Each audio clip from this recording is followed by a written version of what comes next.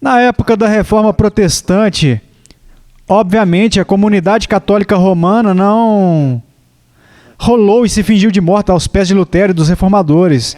Eles responderam à afirmação de que a justificação é somente pela fé, sem qualquer referência às obras, e encontraram sua fonte nas próprias Escrituras, principalmente na carta do apóstolo Tiago.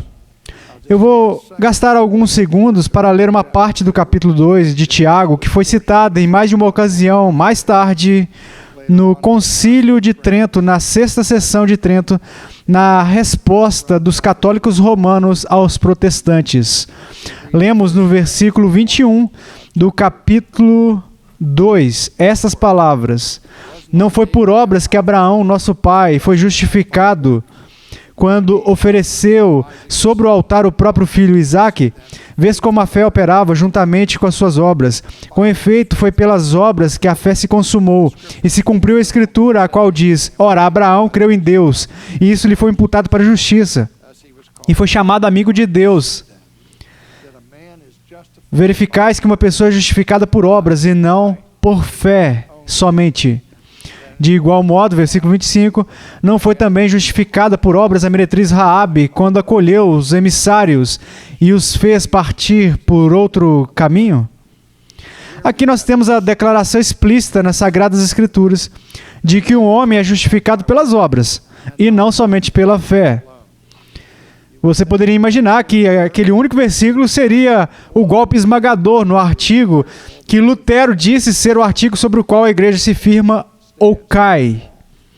Então, como reconciliamos o que Paulo ensina em Romanos com o que Tiago ensina aqui?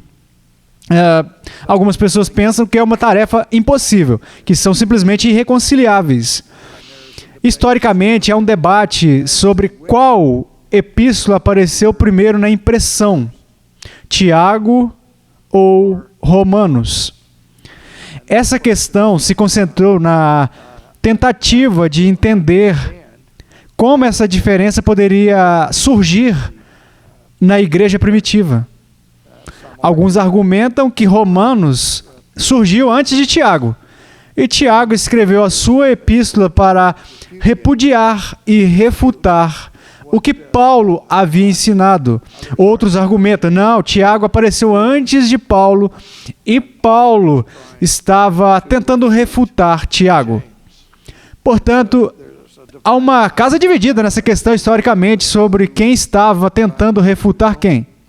Mas a ortodoxia clássica diria que nenhum deles estava tentando refutar o outro e que as duas posições não são contraditórias, embora na superfície pareçam ser. É que esta questão é tão significativa que vale a pena a filosofia de um segundo olhar. Parte do problema é agravado pelo fato de que Tiago e Paulo usam a mesma palavra aqui para justificação, de kaiasune. Seria bom ver que eles usam palavras diferentes e, obviamente, tinham ideias diferentes em mente. Infelizmente, se estamos reconciliando os dois, ambos usaram a mesma palavra. A questão se torna mais grave quando vemos que ambos têm a mesma pessoa que usam como prova A para provar o seu ponto. Paulo trabalha a ponto de Abraão ser o pai dos fiéis e que ele foi justificado pela fé e considerado justo antes de praticar qualquer obra, antes de ser circuncidado, antes de oferecer Isaque no altar. Então Paulo, ele justifica Abraão no capítulo 15 de Gênesis, onde Tiago não justifica Abraão, até chegar ao capítulo 22, que é o capítulo que está registrada a oferta do seu filho Isaque no altar. Então, em certo sentido, a trama se complica. E esta é uma das coisas que fez com que Lutero questionasse a canonicidade de Tiago, quando ele disse, a princípio, que Tiago era uma epístola de palha, ou uma epístola de palha justa, é uma outra tradução, mas que ele mais tarde se arrependeu desse julgamento. Mas porque a certa altura ele desafiou a canonicidade de Tiago, muitos estudiosos usaram esse desafio como uma tentativa de mostrar que Lutero não cria na inerrância das Escrituras. Bem, ele cria na inerrância das Escrituras, ele disse, a Escritura nunca erra, mas estava questionando se a Escritura continha o livro de Tiago, mas isso é para outro momento. Mas em qualquer caso, podemos ver que nas Escrituras, embora a mesma palavra seja usada por Tiago e também por Paulo aqui, na justificação de Kayasuni, esse termo tem mais de um significado. Um versículo com o qual vocês estão familiarizados, eu tenho certeza, é quando Jesus nos evangelhos diz que a sabedoria é justificada por todos os seus filhos. Agora, obviamente, nessa declaração em particular, a palavra que é usada aqui não significa que a sabedoria é reconciliada com um Deus Santo, com uma justiça imputada, que a sabedoria conquista tendo filhos. Não. Está simplesmente mostrando que aquilo que afirma ser a sabedoria mostra-se verdadeiro pelo seu fruto, que é um princípio da sabedoria encontrado em toda a literatura sapiencial das Escrituras. A propósito, muitos estudiosos do Novo Testamento diriam que daqueles livros que são considerados literatura sapiencial na Bíblia, não temos apenas os livros do Antigo Testamento, os Salmos, Provérbios, Eclesiastes, Jó e assim por diante, mas eles incluiriam nessa lista de livros de sabedoria o livro de Tiago, no Novo Testamento, porque muitas das formas literárias que você encontra entre os livros de sabedoria do Antigo Testamento também são encontradas em Tiago. Agora, no sentido da maneira como Jesus usou ao dizer que a sabedoria é justificada por todos os seus filhos, o significado desse termo, justificada, é demonstrar ou manifestar a verdade de algo. Se eu dissesse que poderia correr 1 milha em menos de 4 minutos, não espero que vocês acreditem nisso. Vocês gostariam de ver para crer com um cronômetro bem preciso na mão. Na verdade, a única maneira de provar a minha declaração é demonstrando ela correndo 1 milha em 4 minutos. Portanto, se eu dissesse que posso correr 1 milha em menos de 4 minutos, menos que eu fosse vir e enganar de alguma maneira, seria sábio não acreditar na minha afirmação. Na verdade, se eu dissesse a vocês, eu poderia correr 1 milha, ponto final.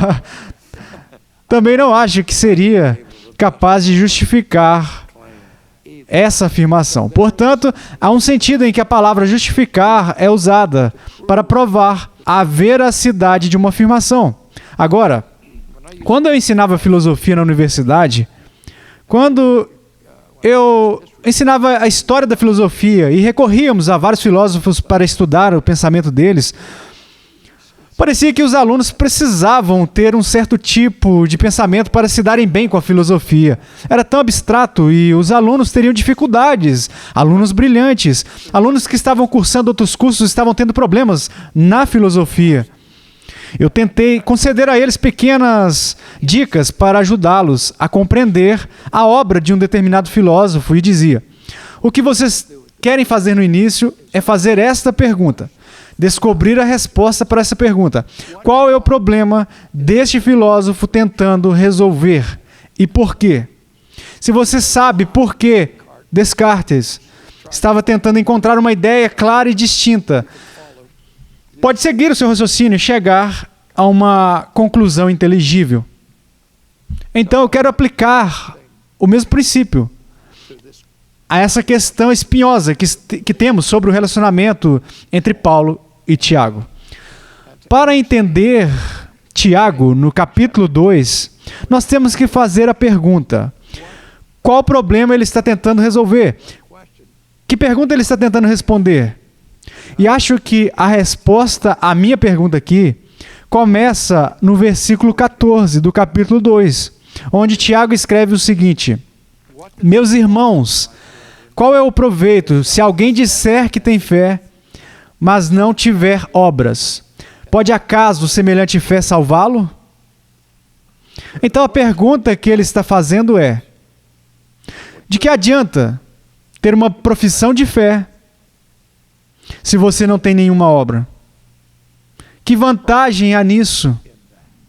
Portanto, ele está lidando com a questão de pessoas que fazem uma profissão de fé, mas não manifestam nenhum fruto dessa profissão. Nos nossos dias, temos centenas de milhares, se não milhões, de pessoas na América que fizeram profissões de fé, que nunca demonstraram a realidade da fé que afirmam possuir. Então, essa é a pergunta que Tiago está respondendo. Não é a mesma pergunta que Paulo está respondendo ou fazendo. Paulo está perguntando: como pode uma pessoa injusta estar na presença de um Deus justo e santo? A sua preocupação com a justificação está diante de Deus. E é aí que ele diz que nós somos justificados pela fé à parte das obras da lei. Mas agora Tiago está perguntando: e a pessoa que professa fé, mas não tem nenhuma evidência disso? Ele diz: se alguém disser que tem fé, mas não tiver obras, pode acaso semelhante fé salvá-lo? Se um irmão ou uma irmã estiverem carecidos de roupa e necessitados do alimento cotidiano, e qualquer dentre vós lhes disser: ide em paz, aquecei-vos e fartai-vos, sem contudo lhes dar o necessário para o corpo, qual é o proveito disso? Assim também, após essa ilustração, a fé, se não tiver obras, por si só, está morta. Portanto, agora ele vai fazer uma distinção entre uma fé morta e uma fé viva. Agora, de novo, quando Lutero foi desafiado por sua doutrina da justificação pela fé somente, e foi questionado sobre essa fé, como eu disse anteriormente, isso significa que você pode simplesmente crer e viver como você quiser? Bem, Paulo responde a mesma pergunta e a sua resposta é: de jeito nenhum. E Lutero disse: a justificação é somente pela fé, mas não somente pela fé sem as obras. Então ele passou a dizer que a fé que justifica, Lutero disse, é a fides viva. Uma fé viva.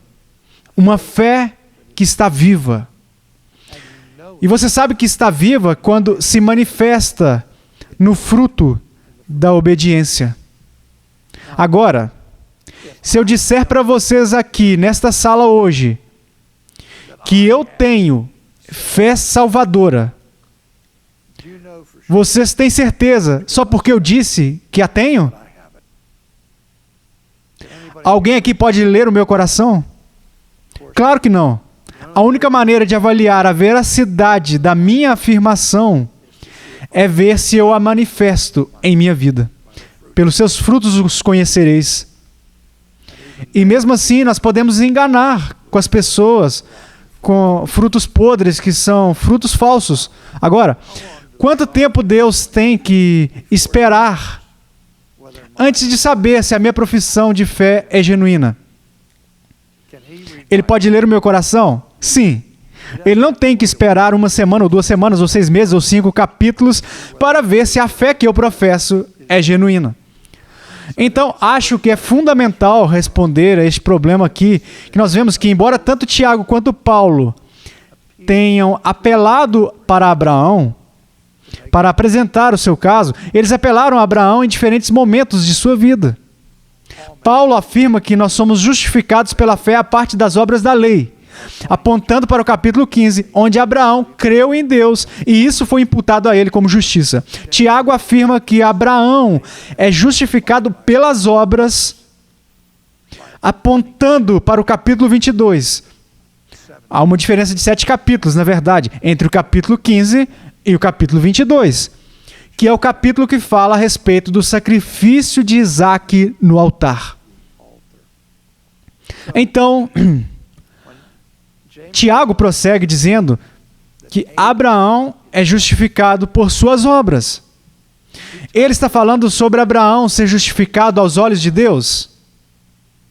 Ou ele está dizendo que Abraão está sendo justificado aos olhos dos homens, diante dos quais ele fez esta profissão, diante dos quais as pessoas fazem sua profissão? Novamente, a pergunta que ele está respondendo: se um homem diz que tem fé, mas não tem as obras, essa fé pode salvá-lo? A resposta que ele está dando aqui é um sonoro não. O único tipo de fé que salva não é uma fé morta, mas uma fé viva. E se for uma fé viva, certamente vai se manifestar através das obras. Então, Abraão está provando, demonstrando e autenticando a sua afirmação de fé no capítulo 22. Assim como afirmamos ter fé, temos que mostrar essa fé por intermédio das nossas obras. Mencionei anteriormente sobre o antinomianismo, que afirma ter uma fé que salva, sem possuir as obras que seguem essa fé. Todo o conceito cristão carnal com o qual lutamos até hoje em dia. Espero que essa breve explicação ajude vocês a resolverem o problema aqui e a entender que os homens estão respondendo a duas perguntas diferentes, usando a mesma palavra e o mesmo exemplo. E eles mostram que Tiago está falando de Abraão ser justificado por sua profissão de fé com as obras que seguem a fé. E se é assim que este livro é entendido, você não tem uma contradição. Você tem dificuldade de resolução, mas não tem realmente assim uma contradição. Agora, nos poucos momentos que nos restam, eu quero abordar uma outra questão, que é isso: o que é que produz a fé salvadora em Cristo? De onde surge essa fé? E esta questão, provavelmente mais do que qualquer outra, é o que define a própria essência da teologia reformada. Se há uma frase que captura a essência da teologia reformada, é a pequena frase: a regeneração precede a fé. Que é o poder da fé, o poder de crer, é o resultado, não da nossa vontade sendo feita independentemente, mas é o fruto do ato soberano de Deus de mudar a disposição dos nossos corações e nos conceder o dom da fé. É a nossa fé.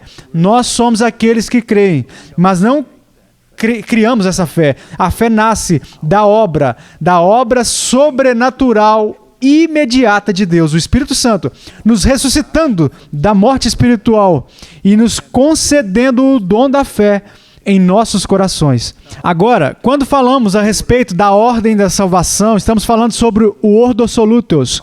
Não estamos falando tanto sobre a ordem temporal das coisas, mas sim a respeito de uma ordem lógica das coisas. A diferença entre prioridade temporal e prioridade lógica é a seguinte: quando dizemos que a justificação é somente pela fé, não queremos dizer com isso que uma pessoa tem fé e 5 anos depois é justificada. Não! No segundo em que você tem fé, você é considerado justo por Deus e é coberto com as vestes da justiça de Cristo e tem todos os benefícios da justificação. Não há lapso de tempo aí. Mas ainda assim, dizemos que a justificação é pela fé, o que significa que a fé vem logicamente antes da justificação, ou diríamos, a fé é somente pela justificação. Sabemos que a justificação não precede a fé, mas a fé precede a justificação em termos da sua ordem lógica. A grande maioria dos cristãos evangélicos, se você perguntar a eles, o que vem primeiro? Fé ou novo nascimento? Eles vão dizer, a fé vem primeiro. E como resultado de crer em Cristo, você nasce de novo. Onde os teólogos reformados dizem, não. Volte ao capítulo 13 de João, onde Jesus tem uma conversa com Nicodemos, onde Jesus disse, a menos que o homem nasça de novo, não pode nem mesmo ver o reino de Deus, muito menos entrar nele. Quando Paulo, lá em Efésios 2, fala sobre vivificar, ou ser vivificado, quando somos vivificados pela fé, em que estado nós estamos nesse momento? Ainda estamos espiritualmente mortos. Por isso dizemos que Deus, o Espírito Santo, muda a disposição ou a inclinação do coração. Então agora, aquela pessoa que se recusava a crer anteriormente, ela agora crê, abraça e ama isso. Um dos maiores sermões já pregados por Jonathan Edwards foi Uma Luz Divina e Sobrenatural, onde ele fala sobre esta obra do Espírito Santo, que transforma os nossos corações e a nossa disposição, para que não apenas vejamos a verdade de uma proposição, mas também possamos ver a sua doçura, a sua beleza, a sua maravilha e a sua glória. Então, a fé que justifica é uma fé que foi criada em nossos corações como um dom de Deus, o Espírito Santo. De uma forma que agora, o que antes nos recusávamos a afirmar e a seguir, agora, o que era odioso para nós no nosso estado de morte espiritual, enquanto ainda estávamos na carne, agora nós temos a natureza do Espírito. Todo o restante da vida cristã é uma guerra entre a carne, o velho homem, e o Espírito, o novo homem, que dá nascimento à fé, para que sejamos regenerados para a fé e para a justificação. Quando Paulo dá uma lista abreviada da ordem da salvação em Romanos 8, ele fala sobre aqueles que eram conhecidos de antemão, que ele também predestinou, e aqueles a quem ele predestinou, ele também chamou, e aqueles a quem chamou, ele justificou, e aqueles a quem ele justificou, ele glorificou. Agora, nessa sequência, fica claro que todos os que estavam na categoria dos conhecidos de antemão também estão na categoria dos predestinados. Todos na categoria dos predestinados estão na dos chamados. E todos na categoria dos chamados estão na categoria dos justificados. Obviamente, então, lá Paulo estava falando sobre um chamado, que não é o chamado externo. Falamos sobre o chamado externo, em que pregamos o evangelho às pessoas. Alguns respondem sim, outros respondem não. Mas em Romanos 8, Paulo está falando sobre um chamado no qual todos os que foram chamados em certo sentido são justificados. E o chamado nessa ordem precede a justificação. Portanto, chamados é sobre o que falamos com respeito à regeneração, o chamado interno eficaz de Deus, pelo qual somos levados a uma fé que é uma fé viva e pela qual somos justificados.